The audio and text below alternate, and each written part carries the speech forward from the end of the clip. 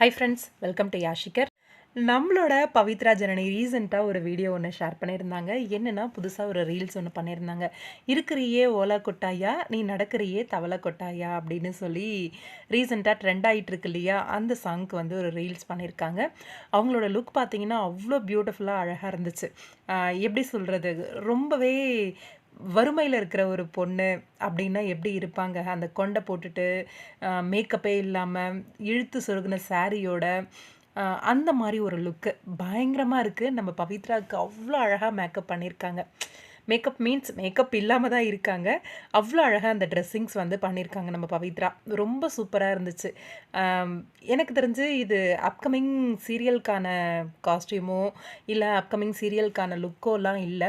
எனக்கு தெரிஞ்ச வரைக்கும் இப்போ வந்து ட்ரெண்டிங்காக ஏதாவது சாங்ஸ் இந்த மாதிரி வந்துச்சு அப்படின்னா இந்த மாதிரி ஆர்டிஸ்ட் எல்லாம் வந்து ரீல்ஸ் பண்ணுவாங்க.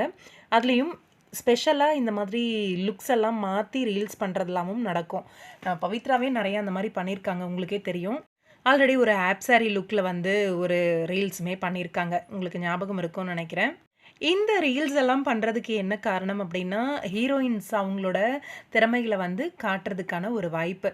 இந்த மாதிரி சின்ன சின்ன விஷயங்கள்லாம் கூட யூனிக்காக அவங்க ஃபோக்கஸ் பண்ணி அவங்களோட அந்த நட உட பாவனைன்னு சொல்லுவாங்க இல்லையா, அந்த மாதிரி விஷயங்கள்லாம் கவனித்து பண்ணும்போது நிறைய பேர் வந்து ஃபோக்கஸ் பண்ணி அவங்கள வந்து எடுக்கிறதுக்கு வாய்ப்பு இருக்குது. அவங்களோட வளர்ச்சிக்கு இதெல்லாம் வந்து ஒரு முக்கியமான ஒரு பிரதிபலிப்பாக இருக்கும். ரொம்பவே அழகாக இருக்குது நம்ம பவித்ரா ஜனனிக்கு இந்த லுக்கு. எனக்கு ரொம்பவே பிடிச்சிருந்தது. உங்களோட கருத்து என்ன? இந்த லுக்கை பார்த்து கமெண்ட் பாக்ஸில் சொல்லுங்கள்.